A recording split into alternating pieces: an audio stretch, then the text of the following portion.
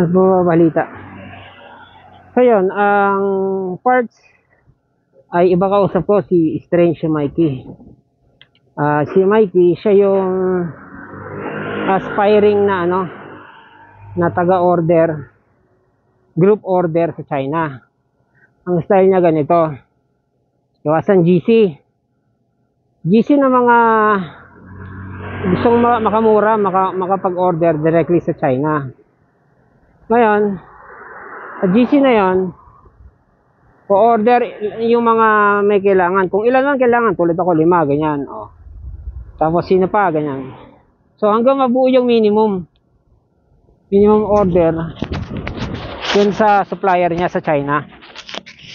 Yan. And para makamura, ang inano ko lang is by land, by ship, by sea, barko. Kasi mahal yung eroplano eh. Yan.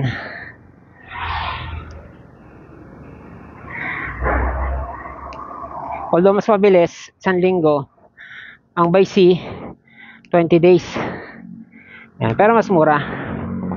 Yan. So yun ang inaantay ko. Ngayon, yung technician, may hawak ng battery ko ngayon, si Greg. By story kay Greg. Pero, make long story short,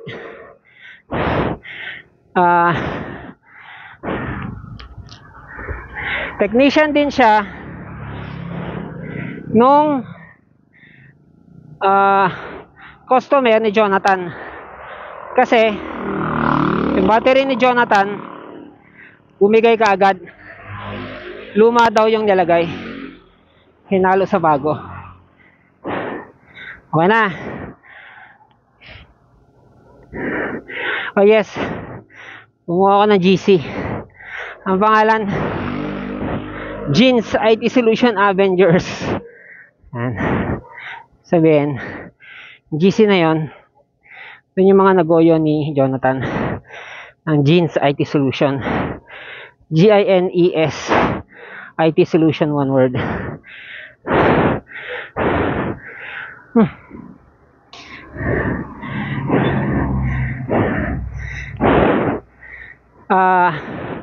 Bakit na kay Greg? Okay. Bakit kinuha ko kay JM? Ganito yan. Si JM, naitaktak niya sa lata. Napatuyo. Kahit pa paano, pinatulo, ganyan. Pinanasa ng langis. Excuse me. Pinanasa ng langis yung mga terminal. Tapos, ready to send back na sa akin. Sabi ko sa kanya, pwede ba dagdagan ng isa? Sabi niya, hindi pwede. Mga ganun siya. 3.5 na yung usapan natin eh. Huwag mo nang guluhin. Ano siya, sabi ko, di wow. O, ganun na. Nataon nga na kontak ko to si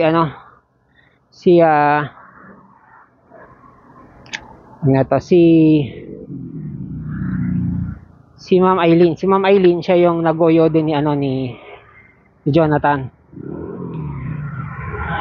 Sabi niya, ito yung technician ko. Kilala yan na battery builder, medyo na yan. Pioneer na yan, sabi niya. Tsaka mas mura dyan kay JM. So bakit? Galing na dyan yung battery ko. Pina-pull out ko. Pinipit ko kay Greg. Pero siningil pa rin daw siya. Siningil siya ng 1,000 sa ang tawag sa ganun, check-up fee. Kasi binuksan hindi alam ko anong problema. Yan. So ganun din ginawa ko. Sabi ko, no hard feelings kunin ko na. Pag mo natapusin, kung ganun. Actually, tapos na. Tapos na yon. Para sa kanya. Sabi niya, tapos na to, akin na yung bayad. Kakabit na lang yung yung computer box. May computer box kasi yon, battery. Yun yung nagmo-modulate ng nagmo-moderate ng kuryente, ng charging, ganyan. Yun yung nagmo-monitor ng charges ng battery, nagdi-distribute ng charge, ganyan. 9,000 yun. Bumili ako ng ganon, ulit. Bumili ako nun, dumating na sa kanya, yung isasalpak na, sabi ko, wag mo na isalpak. Kunin ko na lang, as is na yan. Sabi din ni Greg wag mo na pasalpak, ako na magsasalpak niyan. Isa pa, sabi ni Greg, nung nilinis ba niya, binuklat ba niya isa-isa? Kasi itsura ng battery, para siyang kesong hiniwa na mahaba. Siguro mga 5 by 5 by 13 to 14 inches. So 5 yung lapad, 13 to 14 inches yung yung haba. Tapos mga 1/4 inch lang yun yung kapal.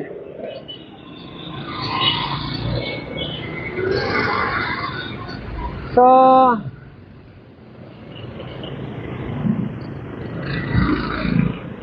sabi niya, ayoko na buklatin, wala na mas usapan. Nangaaway si JP, si JM. Sabi niya, ang gulo mo marunong ka pa gumaganon siya. Huwag mo akong sabihan kung anong trabaho ko. May attitude siyang pinakita sa akin. Sabi ko, sige kung ayaw mong buklatin, edi wow. Hindi ko sinabing edi wow, pero yun lang yung mindset ko. Edi wow, padala ko na lang kay Greg, tama-tama. So pinadala niya sa akin. Pero kinilala ko kay JM. Sabi ko, JM, yung isa sa mga tampo ko sa'yo, kasi pre ang tawag niya sa akin pre. Isa sa mga tampo ko sa'yo, hindi mo ko pinayagan na padagdagan ng battery. Kasi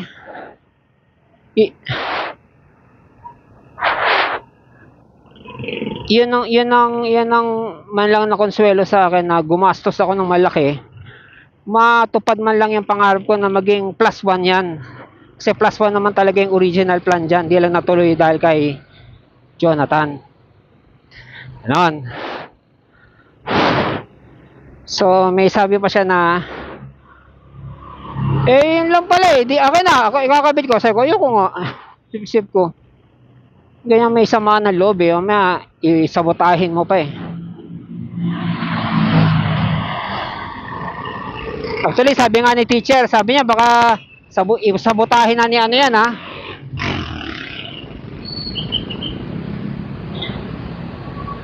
sabi niya.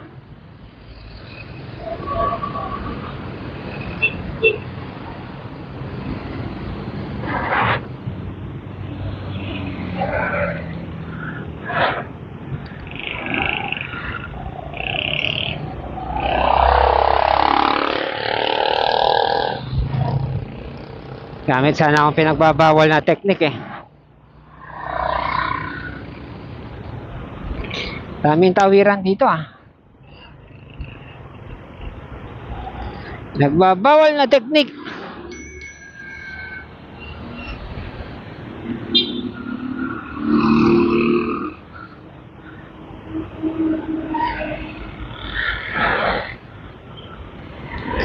Kaya ngayon, waiting yung battery.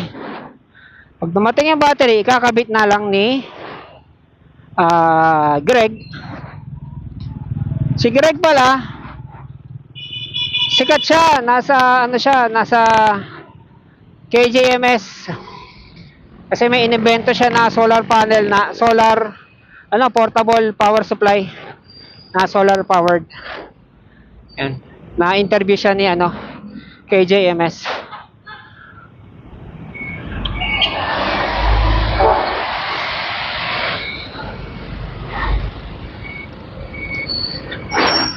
Kasi nag-install din siya ng solar. Yung bahay niya, ano eh, may mga solar equipment siya eh. So, by the way, singil pala sa akin ni Greg sa ano, sa labor. Ano nga ba? 3.5?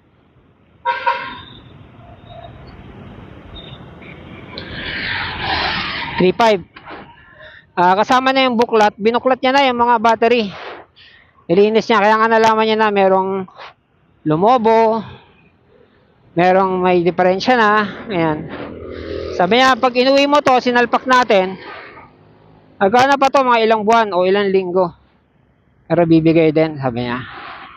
Kaya itong mga palitin na to, decision mo na yan kung gusto mong papalitan. Kaya nangailangan ako magpalit ng 4 plus 1. Yung halaga ng battery, 1.3. Sama na shipping. Actually, nagdagdag ako ng shipping eh.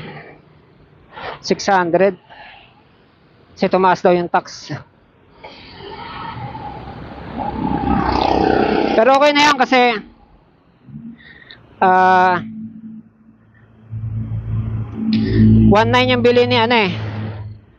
Hindi, 2.2 pala, 2.2. 2.2 yung bili ni Ma'am Eileen. Ayun. Kakanbas ako motor. Sige, see you later.